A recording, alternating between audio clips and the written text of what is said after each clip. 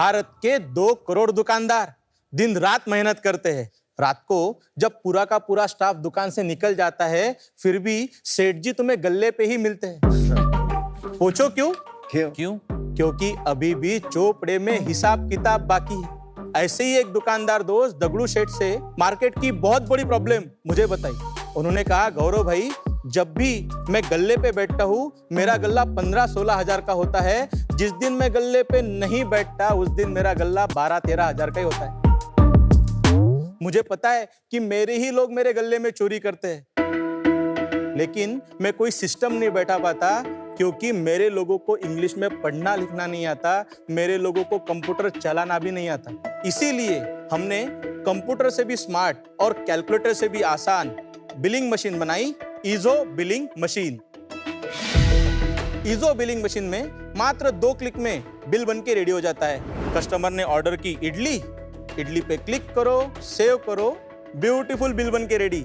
उसमें दुकान का लोगो, नाम, address, phone number, bill number, date, customer ने जो लिया उसका पूरा लिस्ट और टोटल भी बड़े अक्षरों में आ जाता है। साथ ही साथ दिन भर का पूरा हिसाब किताब आपको मोबाइल पे ही दिखता है। ईजो ने पिछले 2 सालों में 35,000 से भी अधिक दुकानदारों को डिजिटल किया है। और सबसे इंटरेस्टिंग बात यह है कि ये सारे के सारे दुकानदार भारत के छोटे मोटे 600 नॉन मेट्रो शहरों से आते हैं। ऐसा कोई शहर बचा नहीं जहां तक ईजो पहुंचा नहीं। ईजो ऐप भारत के 11 भाषाओं में अवेलेबल है। पिछले महीने ईजो पे 1 करोड़ 20 लाख से भी ज्यादा बिल बने हैं। Food businesses, clothing businesses, salon, ऐसे ही सारे छोटे बड़े रिटेल बिजनेस के लिए ईजो एक परफेक्ट सोल्यूशन है। ईजो ऐप आप डाउनलोड कर सकते हो प्ले स्टोर से। नमस्ते शार्क्स, मैं मकरंद काटे। नमस्ते शार्क्स, मैं गौरव कुमार काटे। नमस्ते शार्क्स, मैं ऋषिकेश साकरकर। हम तीनों आते हैं अकोला, महाराष्ट्र से। तो शार्क, भारत के हर रिटेल दुकानदार भाई को डिजिटल करने के लिए हमारी आस्क है 50 लाख ₹1 फॉर 0.33% इक्विटी। हमने ठान ली है भारत के हर दुकानदार को डिजिटल करके रहेंगे। ऋषिकेश भाई, गौरव भाई, मकरंद भाई, स्वागत है आपका शार्क टैंक में। आप समाज के हर दुकान के दुखहर्ता बनना चाह रहे हैं ईजो से, तो मेरा होप है आप ये कर पाए। बिजनेस पे तो आपके जाएंगे, तो थोड़ा आप अपने खुद के बारे में बताइए। ये दोनों भाई है, गौरव और मकरंद, दोनों एक दूसरे को 30 साल से जानते हैं। और मैं ऋषिकेश, मैं गौरव को 12th से जानता हूँ। हम 12th में क्लासमेट थे। मैंने मेरी स्कूलिंग अकोला से ही कंप्लीट की, उसके बाद नागपुर से इंजीनियरिंग कंप्लीट की और मुंबई यूनिवर्सिटी से MBA कंप्लीट किया। 3 साल काम कर रहा था मैं। उसी वक्त गौरव ने और मकरंद ने लीगल डॉक्स की शुरुआत की थी और गौरव के साथ मेरी बातें होती रहती थी कि सेल्स कैसे ग्रो करना है, बिजनेस कैसे डेवलप करना है। फिर मुझे भी एंटरप्रेन्योरशिप का कीड़ा था, लेकिन कहीं कुछ नहीं मिल रहा था। तो एक दिन सुबह सुबह गौरव घर पे आया, मुझे उठा के लेके गया और उस दिन से मेरी लीगल डॉक्स के साथ एंटरप्रेन्योरशिप की जर्नी शुरू हो गई। उसके बाद हमने लीगल डॉक्स को अगले 3 साल स्केल किया, 12 करोड़ के रेवेन्यू पे और 1 करोड़ के पैट पे लेके गए थे। अभी ईजो में गौरव सोचता है, मकरंद बनाता है और मैं बेचता हूँ। लीगल डॉक्स का क्या हुआ? जब कोविड आ गया था तो लीगल डॉक्स को ऑलमोस्ट एक फुल स्टॉप ही लग गया था। बहुत कम बिजनेस चालू हुआ था। लीगल कोविड में तो और अच्छा चलना चाहिए वो। नहीं सर, एक्चुअली हम लोग जो प्रोसेसेस करते थे कि नया दुकान जब भी चालू होता था तो उसके लिए फसाया लाइसेंस बनाना, ट्रेडमार्क बनाना, तो उस टाइम पे नए बिजनेसेस चालू होना एकदम ही बंद हो गए थे। आपका सिर्फ सॉफ्टवेयर सोल्यूशन है या software plus hardware solution? Software plus hardware दोनों भी देते हैं हम लोग। ये तक करके देते हैं हम लोग कि आपका जो मेनू है वो भी हम लोग चढ़ा के देते हैं। आपको खाली ईजो के साथ जुड़ना है, आपका मोबाइल चालू करना है, हमारी मशीन लगानी है और पहले ही दिन से आपका बिलिंग चालू हो जाता है। डेमो दिखा दीजिए। मान के चलते हैं कि रितेश भाई आए हैं दुकान में और रितेश भाई ने इडली ऑर्डर की, तो मैं इडली पे क्लिक करूंगा। उसके बाद में उन्होंने 2 डोसा लिया, तो डोसा पे 2 बार क्लिक करूंगा। जैसे ही सेव कर दूंगा 210 रितेश भाई के लिए बिल बन गया है। अब मान के चलते हैं कि अनुपम भाई आए हैं हमारे पास। अनुपम भाई हमारे एक लॉयल कस्टमर है और हमने उन्हें प्रॉमिस किया है कि अनुपम भाई आप जब भी आओगे आपको हमेशा 10% का डिस्काउंट मिलेगा। तो आपने मान के चलते तवा पुलाव ऑर्डर किया और मसाला पाव ऑर्डर किया। अब आपका टोटल बन रहा है 200 रुपये का। Get discount on your number. जैसे ही मैं नंबर डालूंगा 10% discount is applied. तो यहाँ पे 200 रुपये का बिल अभी 180 रुपये का बन गया है। मैं सेव करूंगा, 180 ये बिल आ गया। अब मान के चलते हैं कि मुझे दिन भर का हिसाब किताब पता करना है कि मेरा गल्ला कितना हुआ है। तो मुझे यहाँ पे पता चलेगा कि आज मेरा पूरे दिन का गल्ला हुआ है 9,115 रुपए का। फिर मुझे पता चलेगा कि मेरा बैंक में कितना आया, 1,815 रुपए का आया है और कैश में 6,970 रुपए का आया है। इतना अगर आप किसी भी दुकानदार को समझा दो तो उसकी लाइफ बन जाती है। लेकिन इससे चोरी कैसे बची है तो समझ में नहीं। आपने प्रॉब्लम स्टेटमेंट बताया, ये दगड़ू सेठ के 20% हम बचाएंगे कैसे, ये नहीं बिल्कुल समझ में सर, आया। बहुत सही सवाल पूछा आपने, मैं बताता हूँ। जब मैंने आपको एग्जाम्पल दिया था तो उसमें क्या था कि आपने खाली मुझे पैसा दिया और मैंने पैसा गल्ले में रख दिया, मैंने आपको इन रिटर्न कुछ भी नहीं दिया बिल्कुल, क्योंकि बिल ही नहीं बना। क्योंकि बिल ही नहीं बना था। अब क्या हो रहा है, अब यहाँ पे बिल बन रहा है। जब आप 180 रुपए का बिल ले रहे हो, 180 रुपए मुझे दे रहे हो और सिस्टम में भी 180 रुपए ही रिकॉर्ड हो रहा है, तो पूरे ट्रांजैक्शन दिन भर के यहाँ पे आ जाते हैं। एक बार अगर बिल बन गया तो फिर उसका ट्रांजैक्शन रिकॉर्ड हो नहीं गया। नहीं नहीं नहीं नहीं नहीं नहीं, ये कहाँ सोल्यूशन हुआ मेरे भाई।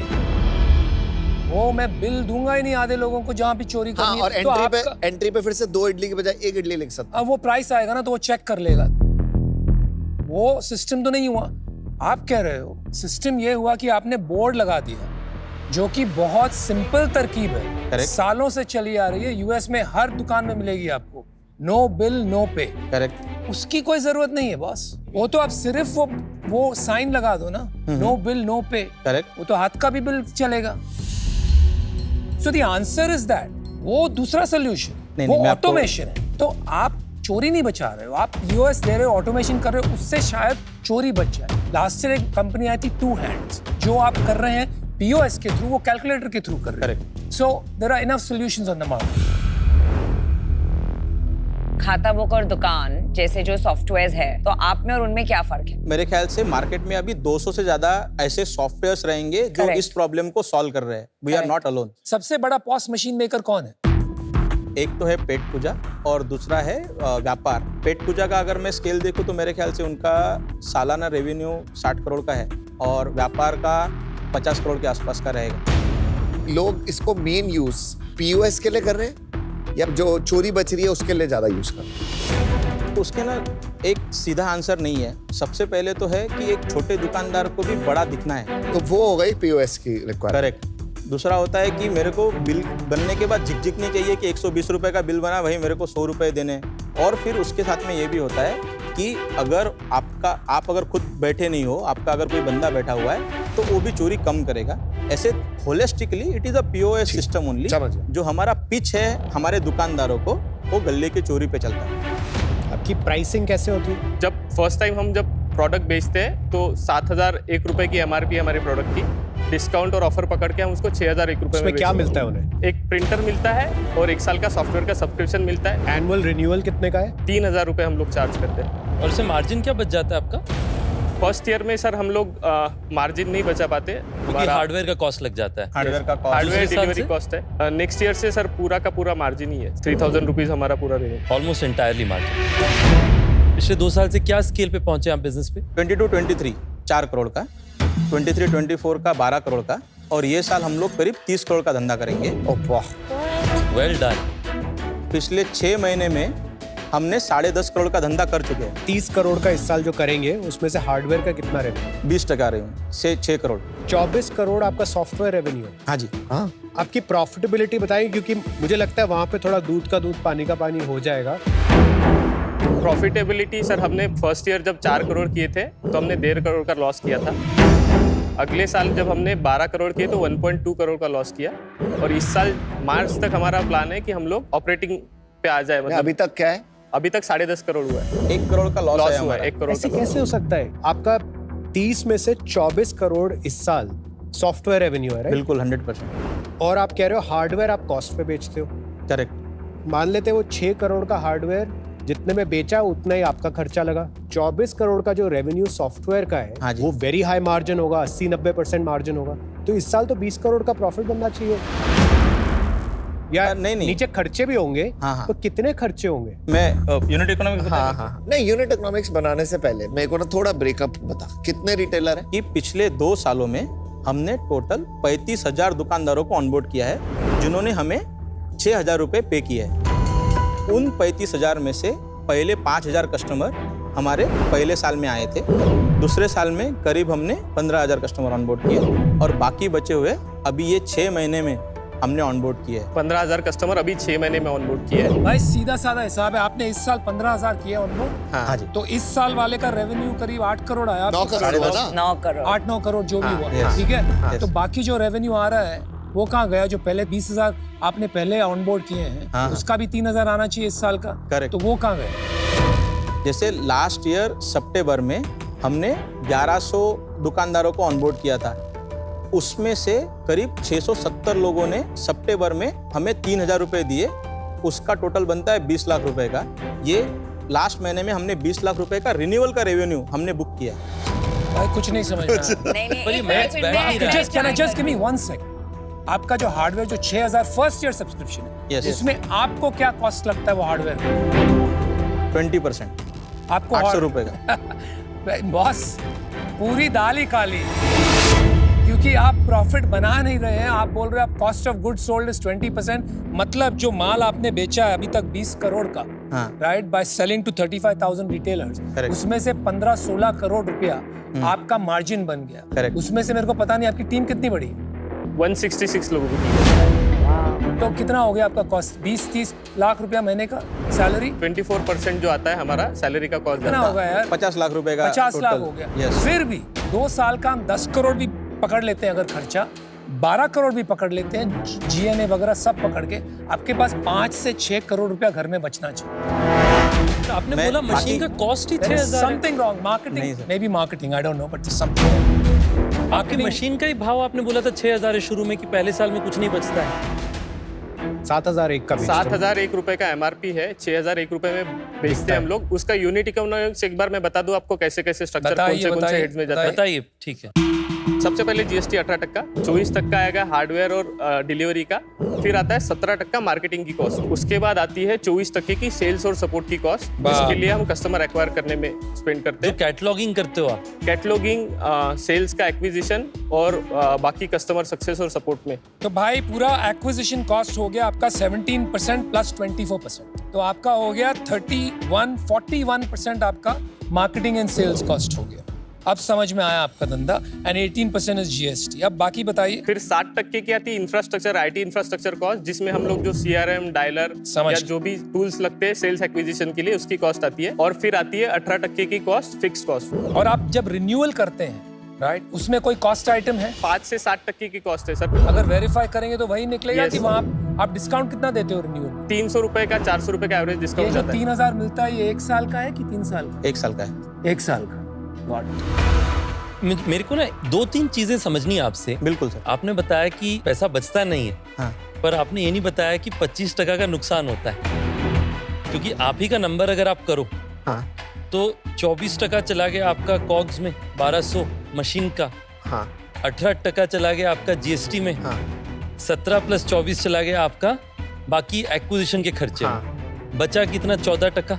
60% हमारा जाता है आईटी इंफ्रास्ट्रक्चर फिर में। 7 उसमें चले जाते तो बचा 7%। फिर 18% जाता है हमारा फिक्स कॉस्ट में। फिक्स्ड कॉस्ट में, ठीक है। तो तब आप पहुंच गए -15 पे, -7 पे। -10 -10 पे, हाँ। -10 -10 के आसपास। हाँ। Yes, ये ठीक है नंबर। आप भी कहते हो कि आपका 10% का नुकसान होता है पहले साल के अंदर। बिल्कुल। ये आप कितने साल में मेकअप करते हो इसका नुकसान? 600 रुपये आप अगले साल, 1.5 साल के समय में आपका नेट ब्रेक इवन बन जाता नेट ब्रेक इवन मिल जाता है। है।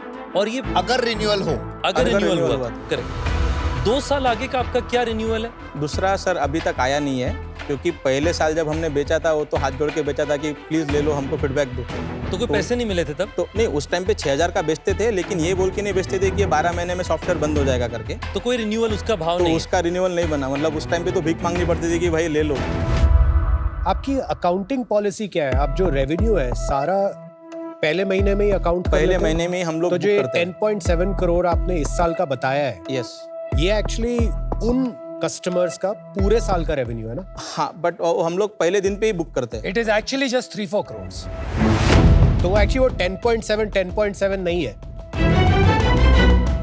जो करेक्ट अकाउंटिंग मेथड है वो पूरे साल में जितना उनकी पेमेंट हुई है वो आपके पूरे साल में मंथ वाइज अकाउंटिंग करनी चाहिए। Correct sir. मैं अगर उसको कहते हैं अक्रूवल अकाउंटिंग। Accrual। और कोई भी चार्टर्ड अकाउंटेंट होगा जो आपकी बुक्स देखता है, अगर सीधा मतलब हिसाब का चार्टर्ड अकाउंटेंट है तो आपको नहीं करने देगा कैश अकाउंटिंग। कैश और अक्रूवल अकाउंटिंग में डिफरेंस होता है टाइमिंग का, कि आप एक्चुअल सेल्स और एक्सपेंसेस कब बुक करते हैं। कैश अकाउंटिंग में आप तब बुक करते हैं जब एक्चुअल कैश बिजनेस में आता है या जाता है इन टर्म्स ऑफ सेल्स और एक्सपेंसेस। अक्रूवल अकाउंटिंग में आप तब एक्सपेंसेस या सेल्स बुक करते हैं जब इवेंट एक्चुअली होता है, रिगार्डलेस ऑफ कब कैश आया या गया, वो मायने नहीं रखता है। फॉर एग्जाम्पल, अगर आप एक क्रिकेट लीग ऑर्गेनाइज करते हैं और उसका एक्चुअल इवेंट है February 1st, मान लो आपको उसके लिए स्पॉन्सरशिप इनकम मिल गया जनवरी में, कैश अकाउंटिंग के बेसिस पे आप इनकम दिखाएंगे जनवरी में, लेकिन अक्रूवल अकाउंटिंग बेसिस पे आप इनकम दिखाएंगे in the month of the event which is February। Accrual accounting business का ज्यादा एक्यूरेट पिक्चर दिखाता है and is always a preferred method. मुझे लगता है इस साल इसलिए 30 नहीं होगा। Yes, you are inflating your numbers. मैं आपको बताती हूँ कैसे। अगर किसी ने आपको अक्टूबर में ज्वाइन किया और उन्होंने आपको 3000 रुपीज सॉफ्टवेयर के लिए दिए, इवन दो कैश बेसिस पे 3000 दिए, अक्रूवल बेसिस वो साल का रेवेन्यू सिर्फ 1500 है because he join mid year, लेकिन आप दिखा रहे हैं रेवेन्यू 3000 एंड नॉट 1500 बिकॉज आप कैश बेसिस पे कर रहे हैं, नॉट अक्रूवल बेसिस पे। तो फिर एज एन इन्वेस्टर आप जो नंबर दे रहे हैं वो इन्फ्लेटेड हो गया। आप जो मुझे 30 करोड़ बोल रहे हो, that is not the correct revenue forecast. ये पार्ट हमने हमारे जो अकाउंटेंट्स है उनके साथ भी डिस्कस किया था और इस पे डिबेट हुई थी कि ये कैसे होगा, क्या होगा। ये डिबेट नहीं है बॉस, आप जब इतना बड़ा बिजनेस बना रहे हो, 10.5 से 30 जा रहे हो, नहीं था ना मैडम, ये तो ABCD जैसा है ना। की थी कि इतना धंधा अरे बहुत नहीं, मंचे हुए अकाउंटिंग खिलाड़ी नहीं है है, भाई। बहुत से सारा बहुत नंबर बताया ना। This is an integrity issue, not आप अकाउंटिंग। उस्ताद आदमी है, मंजे हुए खिलाड़ी हो, ऐसा मत बोलो कि आपको समझा नहीं। है। आपको सब समझ में आता है। अगर आप समझते हो कि ये सबसे बड़ी प्रॉब्लम है तो ये सबसे बड़ी प्रॉब्लम भी नहीं, क्योंकि उसको आपको रेवेन्यू गिनना ही नहीं चाहिए। Yes, it is in the books but there is no margin on that revenue, क्योंकि सारा का सारा खर्चा आपका एक्विजिशन पे खर्चा हो। आपका धंधा है सिर्फ renewal business. Your business is only as strong as the number of people who are renewing next year, क्योंकि आपने खुद का आप हाथ पैर जोड़ के कैसे भी करके बेच देते हो। हर शहर में एक आदमी बैठा है POS देने वाला, जो कैसे ना कैसे करके दुकान में घुसना चाहता है, क्योंकि उसे भी पता है एक बार लॉक इन हो गया बाद में पैसे मिलेंगे, और वो आप भी कर रहे हो। So your business is renewal business. आपका एक्चुअली धंधा है 20 लाख रुपए महीने का आज की तारीख में। That means you are 2.5 crore margin business और revenue business I would say. तो आप 2.5 करोड़ बिजनेस चला रहे हो पर ईयर। वो शायद बढ़ेगा, शायद नहीं बढ़ेगा, we don't know that today. 50% second year का रिन्यूअल है, वो आप क्या इंसेंटिव्स देते हो, I am not clear. Third year का maybe it will become only 25%, वो क्लियर नहीं है आज की तारीख में। मुझे बस ये लगता है कि ये कंपनी के जो करंट फाइनेंशियल्स हैं वो काफ़ी डिफरेंट है वर्सेस जो आपने हमें बताए हैं। तो इस रीज़न के लिए done, no problem, thank you. और आपका जो एक्चुअली में आप जो 3000 रुपए जिनसे लेने जा रहे हैं वो आपको देंगे नहीं। आज ईजो है, कल डीजो आएगा, सेम प्रोडक्ट लाएगा और फ्री में देगा 1 साल। जब आप पैसे मांगने जाओगे ना, वो मशीन उठा के, ये ले मशीन चेंज करी, ये दूसरी मशीन रखी, आज से इस पे काम करूंगा, मेरे 3000 रुपए बचे।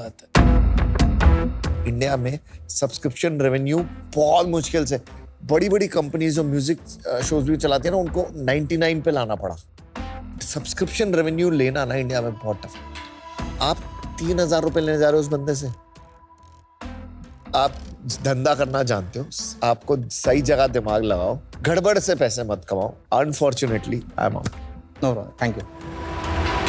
देखिए Gaurav, Makran and Rishikesh, I am a numbers person. अगर किसी फाउंडर्स को नंबर्स सिंपल तरीके में 1 मिनट में मुझे एक्सप्लेन करने उन्हें जम नहीं रहा है, समथिंग इज ऑफ।